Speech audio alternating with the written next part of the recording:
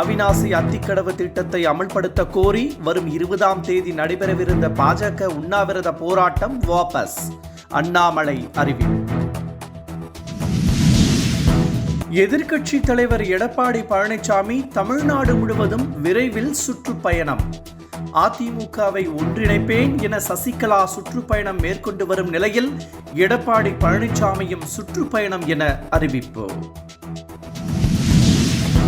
பிரதமர் நரேந்திர மோடியுடன் வங்கதேச அரசின் தலைமை ஆலோசகர் முகமது யூனிஸ் பேச்சு.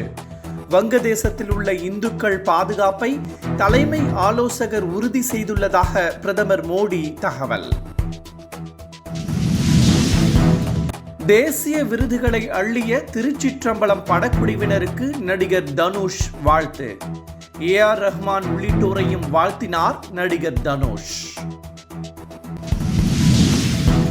உயிர்காக்கும் மருத்துவர்களின் பாதுகாப்பை மாநில அரசுகள் உறுதி செய்ய வேண்டும். நாம் தமிழர் கட்சியின் தலைமை ஒருங்கிணைப்பாளர் சீமான் வலியுறுத்தல். மருத்துவ பணியாளர்கள் மீதான தாக்குதல்கள் குறித்து 6 மணி நேரத்தில் புகார் அளிக்க வேண்டும். அனைத்து மருத்துவ நிர்வாகங்களுக்கும் மத்திய சுகாதாரத்துறை அமைச்சகம் அறிவுறுத்தல்.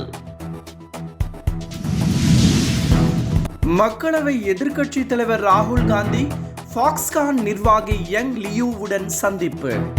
இந்தியா மற்றும் உலகளவில் மேற்கொள்ளப்படவிருக்கும் தொழில்நுட்ப திட்டங்கள் குறித்து ஆலோசனை என தகவல்.